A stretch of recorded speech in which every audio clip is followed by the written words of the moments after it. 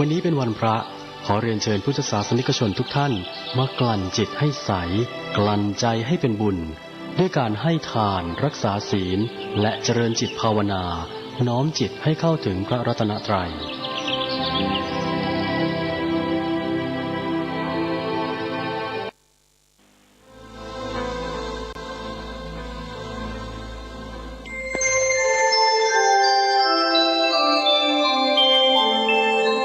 ขณะนี้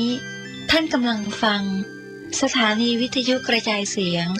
FM 104.5 เมกะเฮิรตซ์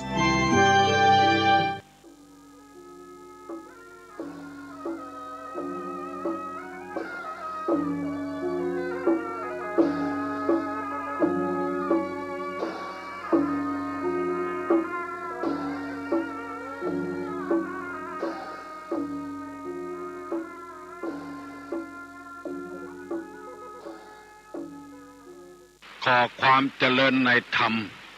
และความผาสุกทางใจจงได้บังเกิดมีกับพ่อแม่พี่น้องท่านสาธุชนคนดีผู้เจริญในศีลในธรรมรับฟังรายการนี้ทุกท่านพร้อมกันนี้ขอยกมือ10 นิ้วกราบอาราธนาเอาคุณพระแก้วเจ้าทั้ง3คุณพระพุทธเจ้าคุณของพระธรรมคุณของพระสงฆ์บุญศีลบุญทานที่เคยประพฤติปฏิบัติมาเสื้อวัดเสื้อวาเสื้อบ้านเสื้อเมืองพระสยามเทวาธิราชกับสิ่งศักดิ์สิทธิ์ทั้งหลายมีคุณพ่อคุณแม่คุณครูบาอาจารย์ผู้ประสิทธิ์ประสาทวิชาความรู้พระบรมเจ้าบรมธาตุเจ้าโดยสุเทพและครูบาเจ้าศรีวิจัยเป็นต้นขออาราธนาเชิญชวนมาปกปักรักษาท่านผู้รับฟังรายการนี้ทุกท่านเพื่อมีความสุขกายสุขใจถูกล่งกันอู้กันล่งส่งกันปอในระหว่างครอบครัวนี้ทุกท่านนานแสนนานได้เทินวันนี้ได้มีโอกาสนำเอาพระธรรมคำสั่งสอนในบวรและพระพุทธศาสนามาเสนอให้พ่อแม่พี่น้องวงศาคณาญาติทั้งหลายได้ฟังการฟังนั้นเป็นมงคลอันหนึ่งในมงคล38ว่าพหุสัญจสิปปัญจวินโยเป็นพหุสูตรเป็นผู้ได้ฟังมากได้ยินมากเป็นมงคลชีวิตอันใดที่มันดีเก็บไว้สอนตัวเก่าอันใดที่บดีพยายามหลีกเลี่ยงเพราะฉะนั้นท่านจึงว่าพหุสัจจัญจสิปปัญจะการได้ยินได้ฟังนักเป็นมงคลชีวิตตรงกันข้ามกับกันบ่ได้ยินบ่ฟังนักบ่ได้ยินนักบ่ได้หูนักบ่เป็นมงคลทำให้อัปมงคลเกิดขึ้นกับบ้านกับจองเพราะบ่ฮู้เล่ห์เหลี่ยมของคนโดนต้มโดนตุนที่เฮาได้ยินว่าเขาเอาแรงงานต่างชาติมาขายในบ้านเฮาพอมาถึงบ้านถึงเมืองละเปิ้นเนี่ยว่าเวตาเตถูกตำรวจจับทำต่างหากเพราะบ่ได้ฟังนักบ่ได้ยินนักจึงขออนุโมทนากับพี่น้องวงศาคณาญาติทั้งหลายตัวก่อนที่จะได้นำรายการนี้เสนอพี่น้องทั้งหลายฟังจะได้โจรตั้นทั้งหลายปากันไหว้พระเจ้าพระธรรมพระสงฆ์เพื่อเป็นสิริมงคลกับตัวกับครอบครัวและสังคมเพื่อนบ้านใกล้เฮียนเคียงต่อไปตั้งอกตั้งใจว่าพร้อมโดยตุลุงเน้ออะระหังสัมมาสัมพุทโธภควาพุทธังภควันตังอภิวาเทมิกราบลงสวากขาโตภควตาธัมโมธัมมังนัมสสามิกราบลงสุปฏิปันโนภควโตสาวกสังโฆสังฆังนามามิกราบลงอันทมายังพุทธัสสะภควโตบุพาภคณะ มะกาลังกาโลมาเสนะโมตัสสะภะคะวะโตอะระหะโตสัมมาสัมพุทธัสสะนะโมตัสสะภะคะวะโตอะระหะโตสัมมาสัมพุทธัสสะนะโมตัสสะภะคะวะโตอะระหะโตสัมมาสัมพุทธัสสะพุทธังสรณังกัจฉามิธัมมังสรณังกัจฉามิสังฆังสรณังกัจฉามิตุติยัมปิพุทธังสรณังกัจฉามิตุติยัมปิธัมมังสรณังกัจฉามิตุติยัมปิสังฆังสรณังกัจฉามิตติยัมปิพุทธังสรณังกัจฉามิตติยัมปิธัมมังสรณังกัจฉามิตติยัมปิสังฆังสรณังกัจฉามิอิติปิโสภะคะวาอะระหังสัมมาสัมพุทโธวิชชาจรณะสัมปันโนสุขโตโลกวิทูอนุตตโลปุริสาธัมมสารติสัทธาเทวะมนุษย์สานังพุทโธภควาติสวาขาโตภควตาธัมโมสันติทิโกอากาลิโกเอหิปัสสิโกโอปนะยิโกปัจจัตตังเวทิตตโพวินโยหิติสุปฏิปันโนภควโตสาวกสังโฆอุจุปฏิปันโนภควโตสาวกสังโฆญาญาปฏิปันโนภควโตสาวกสังโฆสามิจิปฏิปันโนภควโตสาวกสังโฆญาทิตังจัตตาลิปุริสายุคานิอัฏฐาปุริสาปุคลาเอสะภะคะวะโตสาวกสังโฆอาหุไนโยปาหุไนโยตักขิไนโยอัญจลิกาลนิโยอัญจลิกาลนิโยอนุตตลังปุญญเขตังโลกัสสาติกราบหนึ่งกราบสองกราบสามได้นำพี่น้องทั้งหลายไหว้พระเจ้ายืนอยู่ก็ได้เนี่ยอย่างตามการตามเวลาเป็นมงคลประเสริฐกาเลนะธรรมสวนังการฟังธรรมตามการเวลาเป็นมงคลประเสริฐอย่างเมื่อเจ้าวันนี้เฮาจัดแจงเกี่ยวกับอาหารการกินดังไฟนึ่งเข้าปดให้เข้ารอฟังธรรมโดยก็เป็นมงคลชีวิต ถ้าเวลาคนใกล้จะตายกำลังเป็นป่วยอยู่จะถอดชีวิตอยู่หันประเทศธรรมบัดใจการเวลาก็เป็นมงคลเมื่อเจ้าเป็นเวลาที่เป็นมงคลเพราะตะวันกำลังขึ้นยังมันก็ขึ้นทุกอย่างเวลาบ่ายไปแล้วมันจะบัตันมันค่ำลงเพราะเป็นมงคลกูเตื้อนี่คนเขาเนี่ยอย่างนี้เนี่ยกำตะวันขึ้นสุดโยโกห้องกาจะไหว้พระเจ้าพระธรรมกาจะทำบุญกาเกาะเนี่ยตอนตะวันขึ้นเอาละพี่น้องทั้งหลายตูลุงจะได้นำเอาธรรมะธรรมโมเอากรรมโบราณมาเสนอเพื่อตั้นตั้งหลายฟังเพื่อให้เป็นข้อคิดประจำวันโบราณเปิ้นว่าไว้ว่าให้กินนัก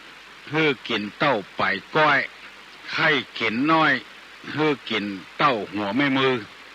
ลองกึดใจพอลองกินนักฮือกินเต้าไปก้อย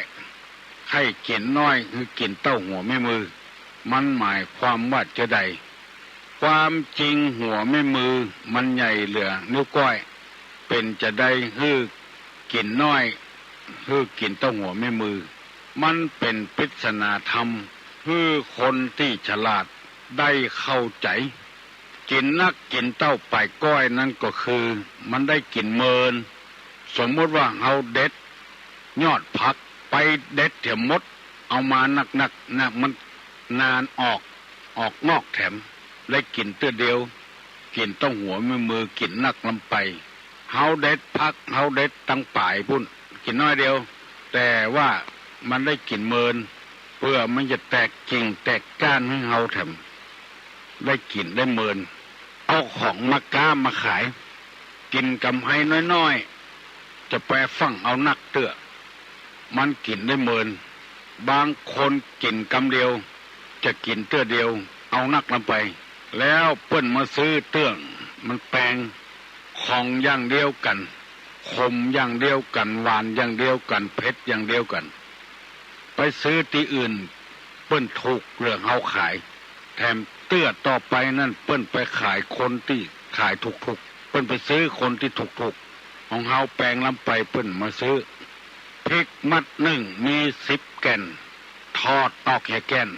10 มัดก็จะได้10 แก่นได้9 แก่นละ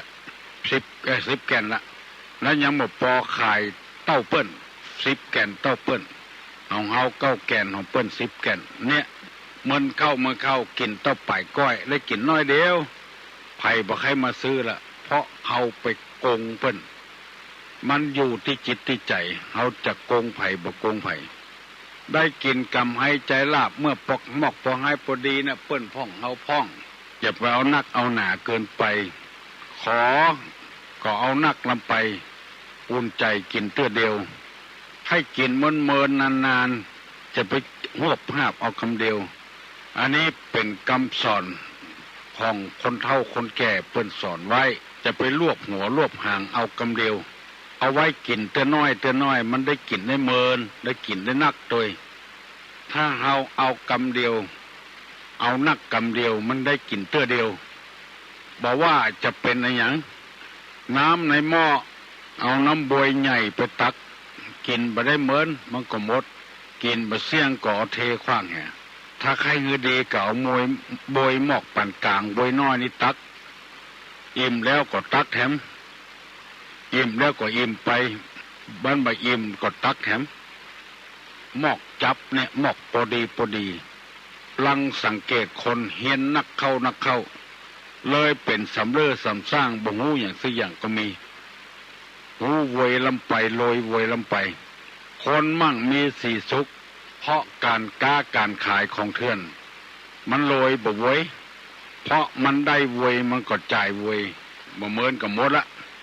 คนที่ก้อยหิก้อยหาคอกก็บ่ถูกบ่มีไผเพ่งเลงอยู่ได้เมินหิหาได้เมินคนที่ไปของเถื่อนไปขายของเถื่อนถูกเพ่งเลงตยโรยเวยตยโรยบ่เหมือนบ่ได้แก่ได้เท่าในบ้านในจองสกรรมไปแก่ไปเท่าในคอกพวกเนี่ย ของล่างได้มันตึงได้ของล่างมีมันตึงมีฮื้อเอาไปหูบหาบกำเดียวบ่ได้เป็นตู้เจ้าพนายก็อย่างเดียวกันไปเป็นครูบาอาจารย์โวยลำไปบัดตันได้สะสมความรู้ความหลอกอย่างไว้เหมือนก็เลยสร้างไกซาไปใครเนี่ยอย่างก็เอาใจว่าไปเลยกินนักกินเต้าไปก้อยเก๋น้อยกินเต้าหัวไม่มือจะไปเอากำเดียวอันนี้เป็นกรรมของโบราณเพิ่นว่าไว้นำมาเสนอพี่น้องทั้งหลายได้ฟังตึงวันนั้นตุลุงได้นำเอาธรรมะเกี่ยวกับเจ้าบ้านเจ้าจองมาเล่าฟังแล้วมันเป็นการหันแก้ตัวหันแก้ได้ลำไปปูกับเจ้าบ้านเรื่องราวของพระสงฆ์พระเจ้าก็ดีเรื่องของพระผู้ใหญ่ก็ดีคนใหญ่ก็ดี ตั้งแต่กำนันผู้ใหญ่บ้านไปเป็นต้นตลอดถึงพระสงฆ์พระเจ้าผู้ใหญ่บาล่ำเอามาว่าซะเตื้อมันเป็นการเยี่ยมย่ำเบื้องเหยียบแคมวันนี้ไปอ่านหนังสือไปปะใส่พระสงฆ์พระเจ้าก็ดีผู้หลักผู้ใหญ่ก็ดีผู้อายุนักก็ดีเป็นที่ฮักที่แปลงของคนอื่นกาบ่เป็นที่ฮักที่แปลงของคนอื่นกาควรจะประพฤติปฏิบัติธรรมอย่างใดในฐานะที่เฮาเป็นผู้ใหญ่ควรจะประพฤติปฏิบัติตามหลักธรรมอย่างนี้ธรรมนี้เป็นธรรมในทางพระพุทธศาสนาจะเป็นหัวหน้าคนก็จ้างเป็นอย่างคนก็จ้างตู้ลุงจะนำมาเสนอให้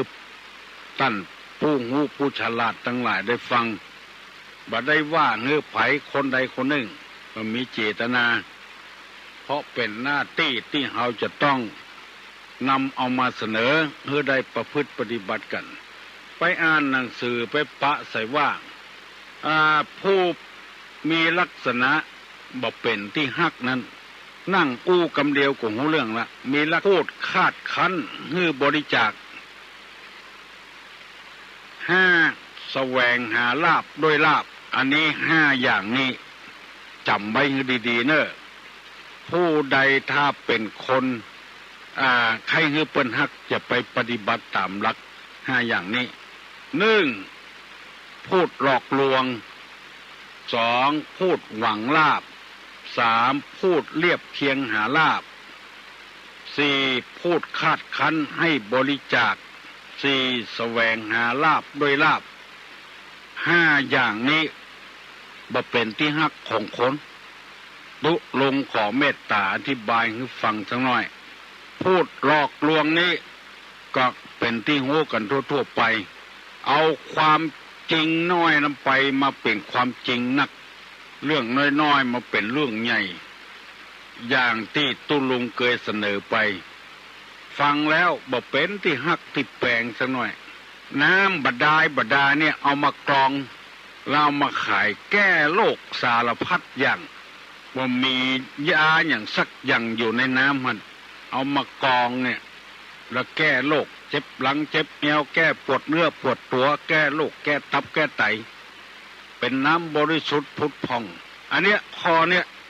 ไผ่ไข้คือเป็นคนที่เปิ้นฮักเปิ้นแปลงอย่าไปอู้หลอกอู้ลวงเปิ้นยาปากเดียวยาขนาดเดียวแก้ได้กูอย่างซึ่งมันเป็นไปบ่ได้พระรอดองค์เดียวรักษาได้กูอย่างบัดที่แสวงหาโชคหาลาภเกาะใจพระรอดก็ยังใจพระรอดอยู่ฟังไปแล้วมันหลอกลวงกัน ไปอู้ไผ่กระจ้างเด้อไผ่บ่แค่ฮักจะเป็นตุเจ้าพนายกระจ้างเด้อบ่เป็นที่ฮักเมื่อบักกี่วันมานี้มีคนนุ่งขาวห่มขาวไปปฏิบัติธรรมอยู่ที่ต้องเฟื่องหรือที่ห้วยตึงเท่าว่าจะมาแปลงวัดแปลงวาที่หั่นทหารเพิ่นไปบอกว่าแปลงมาได้สถานที่ราชการก็ดื้ออยู่เอาจนได้จนเป็นไปแจ้งตำรวจมาเจิญประโคนพองโอ้มีหยังหุพี่เบาหุเพียวปลัดคิกปลัดเคิกปุ่นผู้ที่บำเพ็ญเพียรทางจิตทางใจหาความสงบยังมีเพียบปลัดคิกปุ่นอันเนี้ยตำรวจก็เลยยับไปเนี่ยพูดจาหลอกลวงเจ้าบ้านบ่หูเรื่องก็ไปไหว้ไปสาดคนอย่างพี่เบาต่ำห้วยต่ำห้องต่ำถ้ำปากันเดินทุดงไปอยู่ไปปักหลักตั้งกินเมินเข้าหาศรัทธามาสร้างวัดสร้างวาสร้างความลำบากให้แก่เจ้าหน้าที่อันนี้ฮ้องกันว่าหลอกลวงตั้งตัวเป็นใหญ่เป็นโตในที่หั่นเนี่ยยังก็ไม่ได้ละไผ่ถ้าไปให้เป็นคนดีจะไปอู้หลอกลวงไผ่บ่เป็นที่ฮักเปิ้นได้ยินแล้วเปิ้นหูเรื่อง2พูดหวังลาภอู้ไปกำเดียวจะได้จะสตางค์ละตั้งขอบตั้งขันพูดหาสตางค์ใส่ตัวเอาสตางค์ขึ้นขอบขึ้นขัน20 บาทกับ30 บาทกับหมู่เนี้ยบ่เป็นที่ฮักของไผจะไปหวัง ถ้าอู้ออกไปละของหูแก้วละพี่น้องทั้งหลายก็ฟังหีก่อนถ้าหวังประโยชน์ส่วนตัวแล้วก็พยายามหลีกเลี่ยงเลย100%คนอย่างอี้1พูดหลอกลวง2พูดหวังลาภ3พูดเรียบเคียงหาลาภฟังควทีก่อนเรียบเคียงเพื่อหวังผลประโยชน์ของตัวเพื่อเขาได้เงินเขาได้ของเขาได้นั้นเขาได้นี้อย่างที่เขาตกทองเนี่ยเพิ่นอู้หูฟังแล้วเขาก็บ่เชื่อยังหลงเพิ่นอยู่เอาของพี่มาไว้ข้าเจ้าก่อนมาแล้วก็คือเอาพี่เอาไปขายอันเนี้ยเอาของเขาไปแล้วเพื่อเอาไปขายเป็นทองเก๊ไปอย่างกางกาดจอกก็ยังไปโดนเพิ่นอยู่ก็เพราะว่าบ่ฟังเนี่ยติดตุลุงว่าตะเกียสุดสูสังละพะเตปัญญังฟังด้วยดีย่อมได้ปัญญาฟังไว้อย่าก่อนหวังหาลาภเนี่ยก็เรียบเคียงจะเอาอย่างกับเฮาก็คือพยายามละหลีกเลี่ยงได้ละ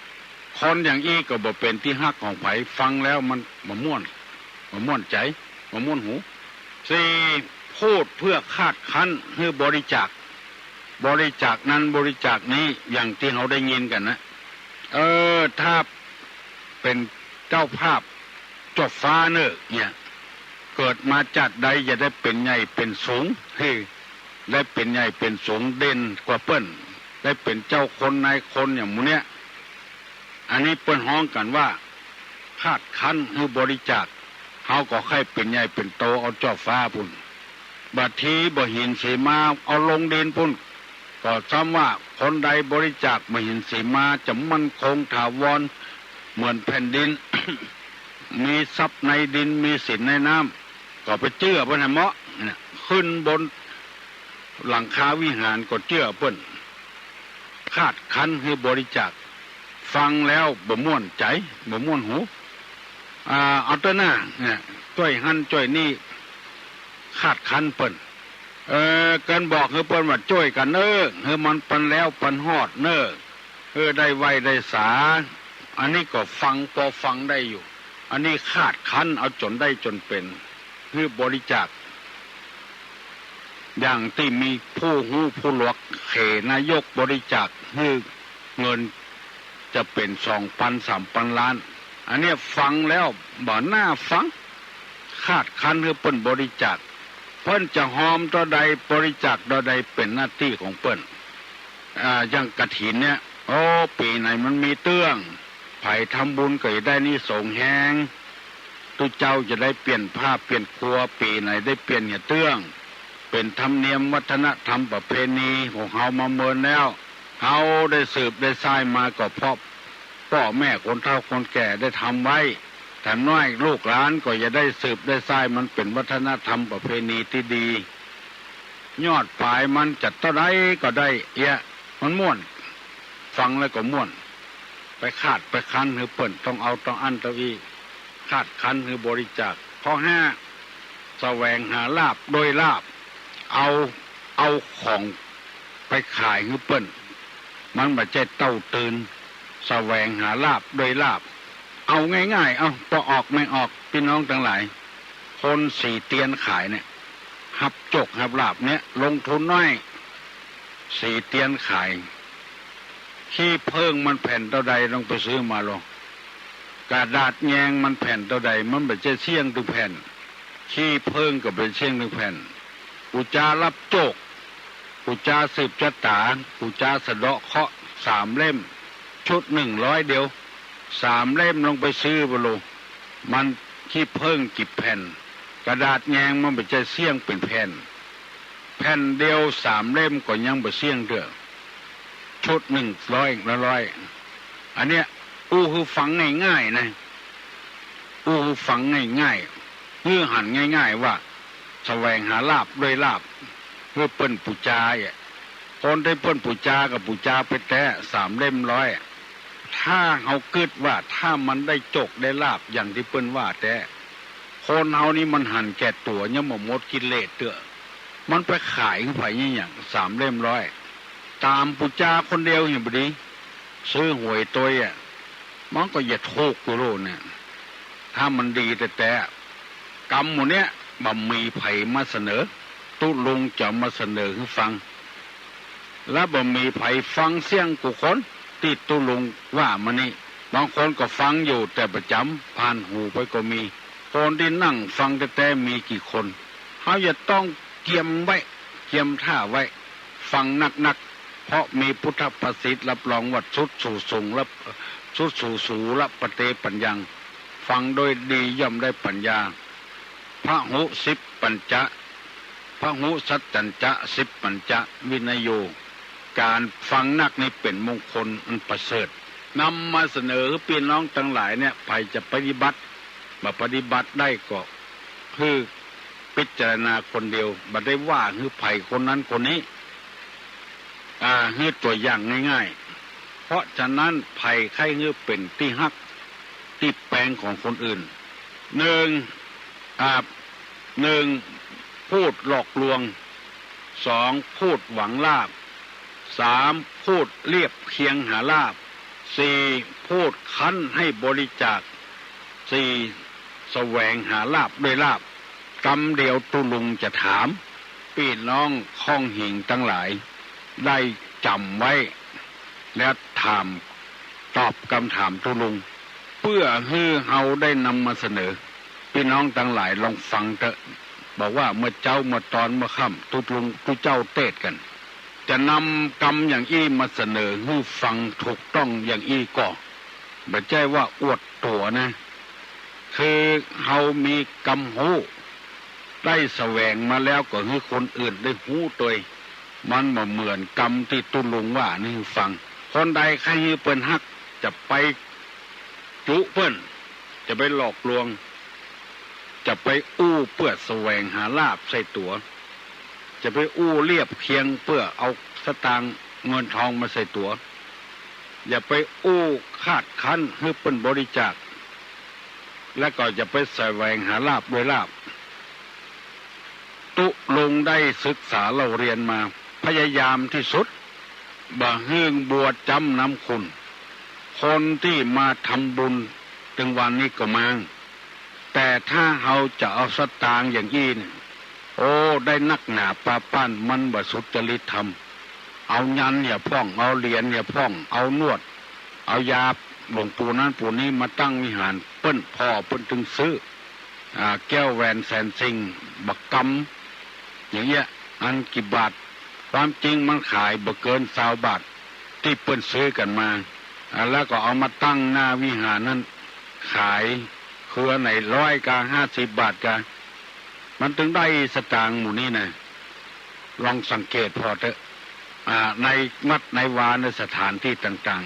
ๆที่ของตุลุงนั่นตุลุงแบบเนี้ยแต่ที่จะเนี้ยก็คืออันใดได้ประโยชน์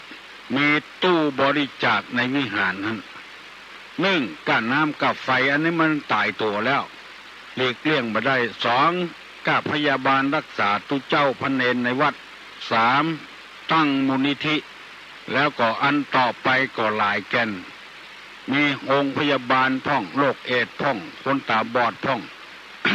คนเป็นพ่องเอาหีบมาตั้งอันนี้มันตายตัวแล้วมันไปไหนถึงบ่รอดแล้วเอามาบริจาคเพื่อส่วนรวมบ่ได้จุเพื่อไผ่บริจาคแต่ว่าเอาไปช่วยคนในวิหารในวิหารตุลุงนี่ลองมาสังเกตพออันเนี้ยก็คนที่มีปัญญามหันต์แล้วก็มาทำบุญบริจาคอย่างโรงศพเนี่ยก็มีแต่โรงศพก็มีแต่คนทุกคนยากก็มาขอเอาไปใจแต่เนี่ยมันตายตัวอยู่แล้วไถ่ถอนชีวิตสัตว์เนี่ยมันก็มีแต่มาได้หลอกลวงไผ่อันนี้นำมาเสนอพี่น้องทั้งหลายอู้ไปอู้มาเป็น7 โมงเกินไปแล้วลูกเน้อไปยังมาลูกเน้อขวายแล้วเน้อวันนี้ที่วัดปิยารามใต้วัดตุลุงนี่เปิ้นตาลวิหารตาลบทสดนิมนต์ตุเจ้ามาเจริญพุทธมนต์ไผ่มีอาหารการกินเอาไปร่วมบริจาคเลี้ยงตุเจ้า20 กว่ารูป30 กว่ารูปก็ขอเชิญเน้อที่วัดปิยารามเหนือโรงพยาบาลนครพิงค์เลี้ยงข้าวเลี้ยงป่าตุเจ้าแล้วบริจาคร่วมเปิ้นทำบุญเปิ้นแปลงเปิ้นหลวง ตั้งแต่วามาแล้วแต่คืนนี้ก็นั่งภาวนาปลุกเสกวัตถุมงคลเป็นมีดกาเป็นวายกาเป็นพระเจ้าพระจอมกาเพื่อจะเอาลงหลุมลูกนิมิตกันคืนหุ่งจุดพุขึ้นเก้าเตือกเก้าแก่นดังสนั่นปันพื้นเจอเนิบที่วัดปิยารามตั้งแต่9 โมงไปขอบเอิ้นให้พี่น้องบ้านศรัทธาวัดตุลุงเนี่ยวัดโสพนารามเนี่ยกินข้าวงายแล้วเนอะ8 โมงเกิงเขาจะเอาขวดตาลไปหอมเปิ้น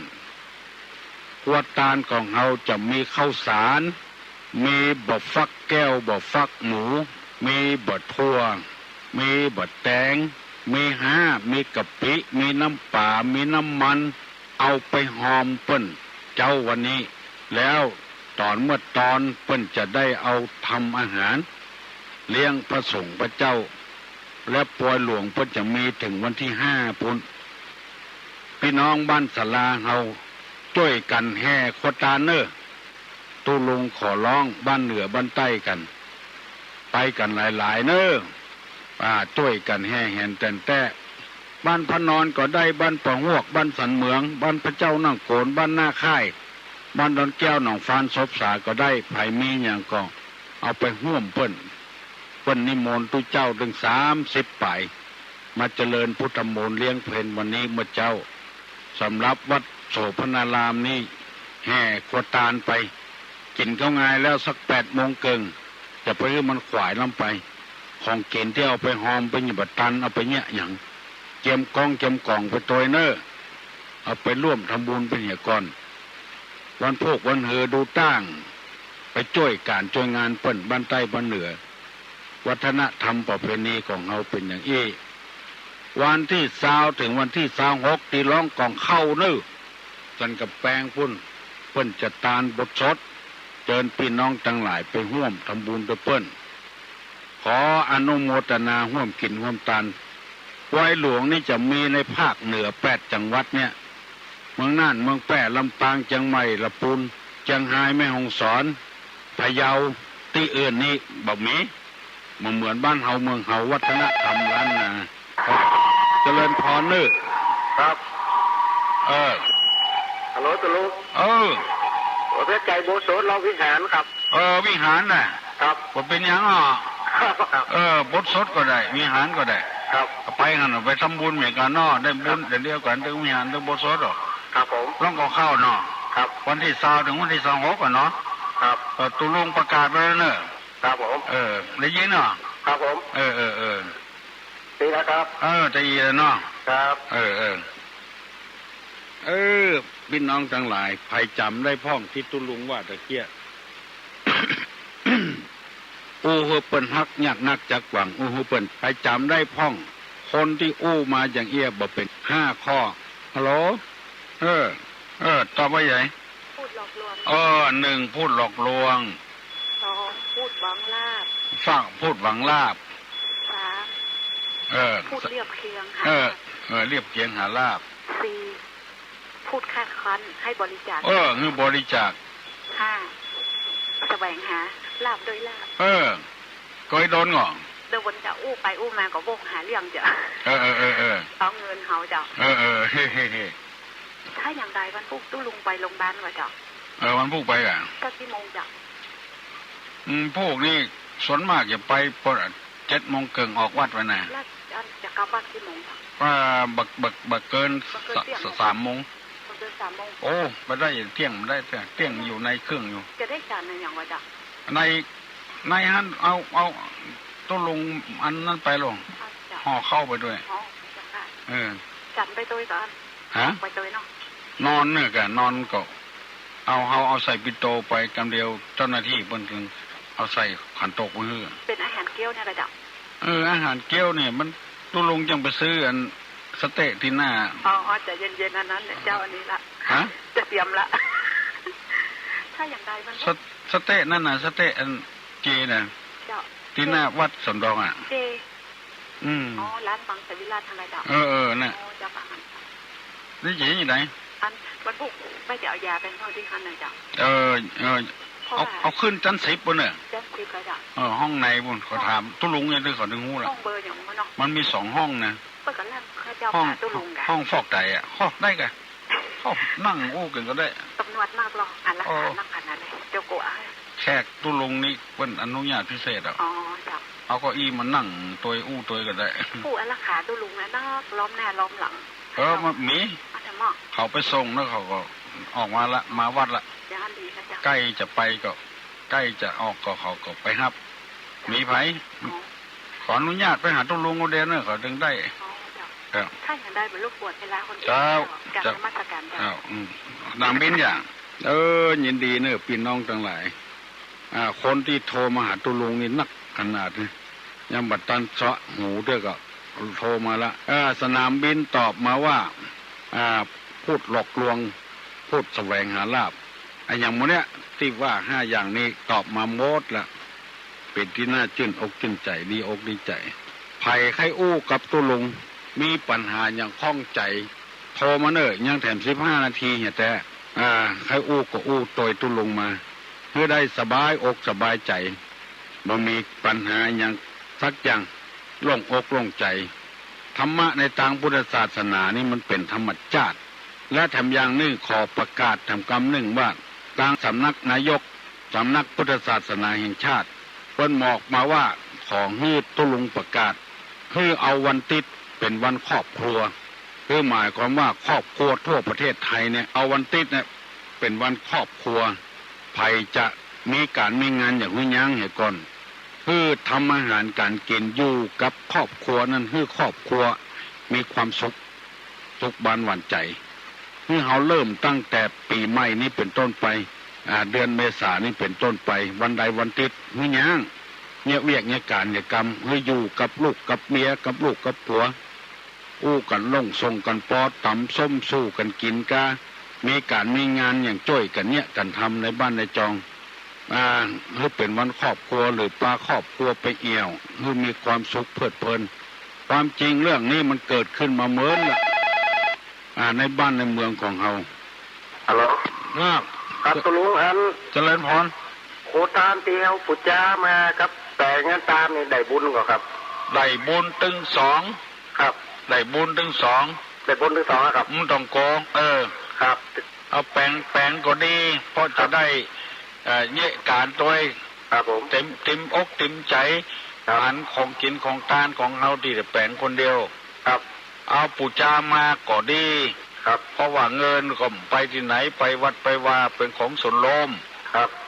มึงต้องโกะครับไปโกะหวานปูจาของเปิดมาจัดหน้าได้เป็นปอกได้เมหมอกแม่ห้างแม่ไม้มันตะโกะจะพังน้ำไผ่ครับตานไปแล้วถึงได้บุญบ่ด่ะครับปูจาก็ได้แปลงคนเดียวก็ได้ครับแปลงคนเดียวยิ่งดีครับเพราะจะได้หู้ได้ทำลูกหลานก็จะทำสืบต่อไปวันหน้าครับครับครับผมเจริญพรคือครอบครัวได้มีความสุขความจริงการทำอย่างเงี้ยมีเมินมาแล้วเป็นวิถีในพุทธศาสนาลองไปถามตั้งป่าเมี่ยงเขียงดงศีลมานี่ป่าเมี่ยงย่างการหมดเพิ่นบ่เงียบเวียกนี่การนี่แหละฮัลโหลเจ้าตุลุงเจ้าได้ห้อง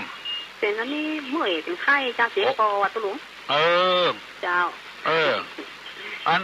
มันเปลี่ยนแหละดูนะบัดถ้าตกใจนะเจ้าตุลุงกดดนมาแล้วมันเจ้าตุลุงหานสบายดีกว่าเจ้าวันนี้ยังแฟนนางเฮาบ่ไอเนาะบ่ได้ยินเนาะ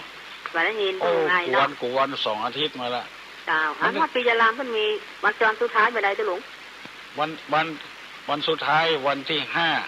เจ้าแต่ไปวันที่4เจ้าวันที่3ที่4ที่โคตานเข้าแหละเจ้าวันที่4จะไปวันที่5บนตันลูกนิมิตเนอะเจ้าโอ้ค่าได้หยังมาบูชาเด้อยันวัดมสาหลวงวะน่ะเจ้าโอ้ไปพัดรอดพ่อโค้งอย่างหวายก็เพิ่นถึงบูชากันเบิ่มเบ้อเจ้าตะเย็นเนาะเจ้าตุลุงมาได้เจ้าเจ้ายินดีเนอะเจ้าวันครอบครัวที่ว่านี่นะวิถีพุทธเจ้านาเพิ่นก่อนย่างวันศีลนะเพิ่นย่างบะไถนาบะค่ำควายอินดูควายป่าเมี่ยงเพิ่นก่อนย่าง บ่เก็บเมี่ยงเก็บตองอย่างสักอย่างแล้วก็ย่างเพื่ออยู่มีความสุขในครอบครัวเพราะฉะนั้นน่ะตุลุงจึงประกาศอยู่ตลอดเวลาว่าวันศีลมาเจ้ามาก็ฮือปากันมาใส่บาตรญาติปกเนอต่างคนต่างหิต่างคนต่างหาต่างคนไปคนที่คนต่างเฮาอยู่บ้านเดียวกันเฮาบ่ได้มาผสมจุ่มนุมกันโอกาสที่มันบ่มีฮือเพราะฉะนั้นเปิ้นย่างวันศีลบัดเดี๋ยวนี้รัฐบาลเปิ้นประกาศให้ย่างวันติดวันศีลนั้นเฮามาร่วมกันที่วัดติวาเจ้าบ้านจะจองก็ได้หูจักมักกุนกันม่วนอกม่วนใจกันอันเนี้ยมาปะมาปบกันอยู่คนที่คนต่างคนบ้านคนจองมาอยู่ร่วมกันแล้วบ่ได้หูจักมักกุนกันตุลุงเกิบได้ประกาศให้ปากันไปใส่บาตรเน้อมันบ่แจก็ได้บุญอย่างเดียวได้ความรู้ความเข้าใจกันหูจักกันทำระหว่างเจ้าบ้านเจ้าจองบัดเดี๋ยวนี้เพิ่นประกาศเน้อของเน้อคนในบ้านของเขาเนี่ยอยู่ร่วมกันในวันอาทิตย์อย่าไปที่ไหนหรือไปก็ไปกันเป็นหมู่ไปพอหั่นพอนี่ไปพอสิงสารสัตว์ไปเอวที่เปิ้นแปลงฮื้อเอวอันนี้ขอประกาศเน้อวันนี้จะถามแล้วเน้อไอ้ตอบได้ตอบมาเน้ออะไรเอ่ยตัวเหมือนเสือแต่ตัวเล็กกว่าเสือตัวเหมือนเสือแต่ตัวเล็กกว่าเสือไอ้หยังอ้อไปตอบได้ตอบมาเน้อโอ้วันนี้ฝืดเน้อไผ่บรรลุตะก้าบัดได้ยินไผ่โทรศัพท์มาขี้ค้านเนี่ยแล้วกันเนาะมันเดินมันไปฮัลโหลไม่ทราบเจ้าตุลุงเจ้าโทรมาแล้วแมวเจ้าใจเตื้อแมวก็บ่ใจเตื้อแมวบ่ใจเป็นคนแล้วก็ว่าใหญ่ดีฮะตัวยันตัวปลาลูกอันอย่างบ่ใจเสือนะบ่ใจเสือบ่ใจแมวสักอย่างบ่ใจเสือบ่ใจแมวสักอย่างตัวเหมือนเสือแต่ตัวเล็กกว่าเสือจะว่าแมวก็ได้ตอบมาเถอะเนาะฮัลโหลขอนมัสการเจ้าน้องป๊อบเจ้าน้องป๊อบเนาะเจ้าตอบว่าหยังลูกเสือลูกเสือนะตัวน้อยกว่าเสือเนาะลูกเสือนักเรียนลูกเสือเจ้าบ้านน้องป๊อบเมื่อนั้นได้โทรมาเนาะเจ้ามาตันเบิ่นน่ะเจ้าถูกต้องนะเนอะเจ้ายินดีไปตอบมาทำเนอไปให้อู้ตอยตุลุงก็อู้ตอยเนอฮัลโหลมาตรการเจ้าอู้ตอยตุลุงเจ้าหลายวันแล้วไม่ได้โทรเจ้าที่ไหนฮะหางดงหางดงบ่เนาะเจ้าอยากจะถามน้องป๊อบคนเก่งใครถามน้องป๊อบคนเก่งคนเก่งคนเก่งคนเก่งเจ้าก็ถามน้องป๊อบคนเก่งปัญหาถามว่าจะน้อยปัญหาอิงธรรมะน้อยโรคภัยไข้เจ็บของมนุษย์เรานี้มี2 อย่างโรคทางกายไปที่ไหนโรคทางวิญญาณไปที่ไหน2 ข้อโรคภัยไข้เจ็บของมนุษย์เรานี้มีอยู่2 อย่างอีกเหรอคือโรคทางกายไปที่ไหนถ้าโรคทางกายเกิดขึ้นไปที่ไหนถ้าโรคทางใจเกิดขึ้นไปที่ไหนโรคทางวิญญาณไปที่ไหนไปที่ไหนถามน้องป๊อบคนเดียวคนอื่นก็ได้เนาะปัญหาเบาๆปัญหาอิงธรรมะกะอิงธรรมะเบาบางอิงธรรมะเบาๆเนาะมอกบ่เครียดนะเจ้าบ่เครียดเนาะไปตอบได้ตอบมาเน้อไม่ใช่ก็น้องป๊อบคนเดียวโรคของเรานี่มีอยู่2 อย่างโรคทางกายโรคทางวิญญาณถ้าโรคทางกายเกิดขึ้นให้ไปที่ไหนโรคทางวิญญาณเกิดขึ้นให้ไปที่ไหนฮัลโหลขอนมัสการเจ้าน้องป๊อบเจ้าตอบว่าใหญ่โรคทางกายไปที่โรงพยาบาล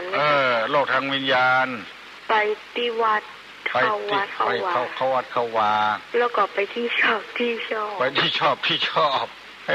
ถ้าอย่างที่ชอบนี่สิถูกเนาะไปตั้งวัดเตอก็ไปโดนเหมือนกันนะเอาเตียนปูจายน่ะ3 เล่ม10 บาทเนอะนี่100 บาทเนอะเนี่ยโดนนักเหมาะเนาะไปตั้งที่ชอบดีกว่าเนาะจ้าหรอยินดีเนอะน้องป้อมเนอะจ้าว่าจะได้หางดงน้องป๊อบตอบว่าโรคทางใจรากวิญญาณไปที่ชอบโหเจ้าโรคทางกายก็ไปเข้าโรงพยาบาลโรคทางวิญญาณก็ต้องไปรักษาที่โรงพยาบาลของพระพุทธเจ้าไปโรงพยาบาลของพระพุทธเจ้าเนาะเจ้า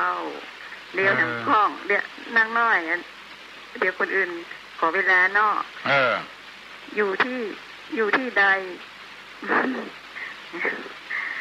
อยู่ที่ใดแม่อายุที่ได้มาคือเวลาที่อะไรอายุที่ได้มาคือเวลาอะไรตามแม่เหมือนกันนะเจ้าจากประมาทแห่งดงเจ้าน้องป้อมคนเก่งคนอื่นก็ได้เจ้าไผ่ตอบก็ได้อายุที่ได้มาคือเวลาอันหยังอายุที่ได้มาคือเวลาอันหยังไผ่ก็ได้เนอะกระจายตอบเนอะ7 โมงละกันเดียวตู้ลุงจะนำศรัทธาไปเอากตานไปวัดปะแงะนะฮัลโหลขอนมัสการเจ้าหลวงพ่อเจ้าอายุที่ได้มาคือเวลาที่เสียไปถูกต้องแล้วน้องเจ้ายินดีเนอะเจ้าน้องป๊อบนี่เก่งถึงวันเขาเก่งขึ้นถึงวันอายุที่ได้มาก็คือเวลาที่มันเสียไปหางดงก็บ่ต้องตอบมาก็ได้ถึงถูกต้องละเคยได้ยินเหมือนกันนะอายุที่ได้มาคือเวลาที่มันเสียไปเห็นแล้วเอาคืนอย่างไรก็บ่ได้ใครจะอู้ตัวตู้ลุงก็อู้มาเนอถ้าบอกอู้ตู้ลุงจะถามเนอต้นเต้าแขนใบแล่นเซี่ยวอย่างต้นเต้าแขนใบแล่นเซี่ยวฮัลโหลสวัสดีเจ้าฟังคำถามมาตั้งสักกรรมมาเป็นอย่างเจ้าก่อนจะอู้กับตู้ลุงเจ้าให้อู้ตัวตู้ลุงเจ้าอู้มาเลยไปหลวงนี่ถ้าเขาไปแมลงได้กับเจ้าไปแมลงกะเดี๋ยวเมื่อคืนหนึ่งซ้ำพอดีว่าเฮียนอยู่เจ้าเลิกประมาณ4 โมงได้กะที่ข้างวัดเนี่ยเจ้าข้างวัดเนี่ยเหรอเจ้าไปแมลงก็ได้แล้วของตู้ลุงนี่จะไปเมื่อเจ้าเนี่ยไม่ได้ไปเจอตู้ลุงเนาะไปตัวตู้ลุงนี่ไปเมื่อเจ้าจะไปแล้วเจ้าเฮียนกินข้าวงานแล้วจะไปแล้วไปตั้งกันไปยังเขาอย่าไปทำบุญกับเพื่อนไปเมื่อคืนกันได้เดียวเจ้าโคตานเข้าแผวเที่ยงคืนพวกยินดีนะเจ้าวันดีต้นเท่าแขนใบแล่นเซี่ยวต้นอย่างฮัลโหลการเจ้าฮัลโหลการมาสการเจ้าฟังถึงวันนะเจ้าฟังถึงวันบ่เจ้ามาตอบปัญหาวันนี้ดีแหละตุลุงมาไอยังดีบ่ไอเลยวันนี้ดีใจขนาดเลยคืนนี้ไอคืนนี้ไอขึ้นห้องเจ้าต้นเต้าแขนใบแล่นเต้าเซี่ยวนี่มันได้เหรอตอบมาได้เจ้าการราชการเจ้าใครตอบได้ตอบมาเนอะแล้วหวานตัวอย่างนะฮัลโหลต้นผักเซี่ยวไปใจกะใช่ใบต้นเซี่ยวอย่างต้นแขนต้นแขนผักหวานก้าผักหวานบ้านผักหวานบ้านเนาะผักหวานก็ใหญ่ไปอยู่ผักหวานบ้านก็ใหญ่ไปอยู่เนี่ยเต้าแขนนี่น้อยละแขนก่อนที่เขาคือกวางอะไรอย่างนั้นที่คนอื่นตอบจะนอที่เขาปองคือกวางต้นอย่างใบเซี่ยวเหี้ยเอาจนได้เขจนได้บัดได้สกรรมยอมสิโลลาบฮัลโหลต้นอ้อยเจ้าต้นอ้อยที่ไหนข้างวัดเจ้าเก่งแต่เก่งว่านะต้นอ้อยเจริญพรเด้อมันจะ7 โมงละ7 โมงแล้วก็เดี๋ยวนี้วันนี้ไก่บ่ได้ยินนะเฮ้ย พี่นานเปิ้นเอาอันซึ้งมาฮื้ออันสะล้อฮื้ออันใครตอบปัญหาไกลๆเปิ้นจะฮื้อซึ้งฮื้อสะล้อเปิ้นแปลงมาจัดงามอยู่บ้านท่านไม่นิ่งดูดายอยากปั้นวัวปั้นควายให้ดูเล่นไอ้อย่างอ้ออยู่บ้านท่านไม่นิ่งดูดายอยากปั้นวัวควายให้ลูกท่านดูให้ลูกท่านดูอยู่บ่ได้เป็นงัวเป็นควายให้เพิ่นดูฮัลโหล นมัสการเจ้าท่านเมื่อนแปลแม่นกับเจ้าฮะท่านเมื่อแปลกรรมนี้แม่นกับเจ้าจะบัดใจนะมันให้ตอบตอบความหมายนะเจ้าเจ้าไปอยู่บ้านเปิ้นก็บ่ดีที่ติดที่มือไอ้เจ้าไปช่วยเปิ้นทำงานบ้านห้องเปิ้นเลี้ยงลูกเปิ้นห้องเล่นเป็นกู้ลูกเปิ้นห้องประมาณนี้กับเจ้ามันบัดใจเว้ยอันความหมายก็เป็นความหมายอย่างเงี้ยถูกต้องละเจ้าแต่มันบัดใจเพราะว่าเป็นพวกว่ะเป็นพวกอยู่บ้านเพิ่นแต่เป็นจมออกมาปั้นเป็นหูกงวงหูกควายลูกพ่นลูกพ่นพ่อเป็นพวกเป็นพวกจมพวกนะขึ้นไปแล้วไปก่อนก็เป็นห้อยนะห้อยจงหูจงพวกให้ลูกพ่นพ่ออันนี้เนอะโอตสาตอบมาจนได้ที่ไหนนี่พระจาดันแก้วเจ้าเอาบทพี่แดงแต่ฟังซึ่งวานเจ้าจะให้โอกาสเปิ้นที่ติดใจเนาะระหว่างนี้พี่น้องยองนักนะเจ้าพี่น้องยองนักแต่ท่านอู้เหมือนขนาดเลยเจ้าจ้ะแล้วมันบ้านร้องกองเข่านะเจ้าลองกองเข่ากับแม่บันทีค่ะเจ้ามันโทรมา2เจอนะเจ้าบนบ้านบนซอโดยนะเจ้าอีเก้ก็มีรอก็มีเจ้าแม่บ้านค่ะเจ้าใจบอดอ่ะเป็นวิหารว่ะเป็นวิหารอันอย่างก็ได้เนาะเจ้าแล้วปูนเบิ้นหงกินหงจานเจ้าโอ้ดีแต่โคตานบ้านมีกี่หลังกูหลังเฮือนเนาะเจ้าเป็นแห่กันแท้นะเจ้าไปหอมโคกันแท้ๆเลยอันถนนหนตั้งจนก็รถวิ่งกันไหนล่ะจะวิ่งกันไหนคุณนักขนาดเลยตึงเมื่อวานตึงเมื่อค่ำแล้วเมื่อคืนบนน่ะเจ้าเป็นมันหอมโคกันนะเจ้าเจ้าวัฒนธรรมของไทยเนาะเจ้าเป็นสืบทอดกันไม่อันตั้งอบตเป็นบอกมาก่อนว่าวันติดเป็นวันครอบครัวแน่นอนค่ะท่านวันนี้เราประชาสัมพันธ์ทำเป้าท่าขนาดเลยจ้าเชิญชวนเรื่องวันติดงดนัดงานงดนัดเพื่อนนัดอะไรอย่างเงี้ยค่ะอยู่กับครอบครัวดีจ้าท่านอู้ในรายการดีขนาดเลยค่ะดีขนาดเลยท่านอบตเรากับประชาสัมพันธ์ช่วยกันนะช่วยกันตรงจังหวัดก็ช่วย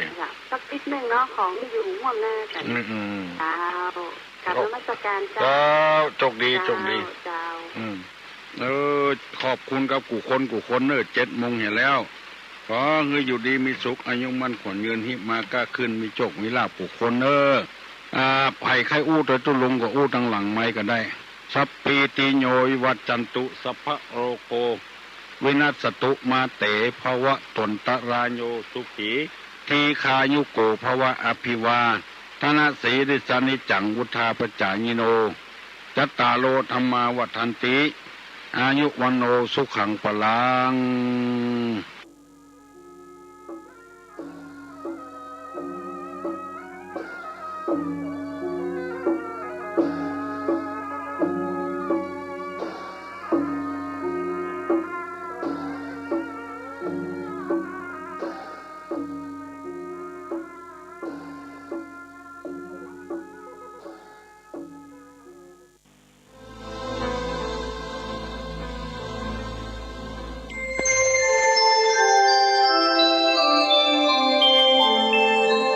ขณะนี้ท่านกำลังฟัง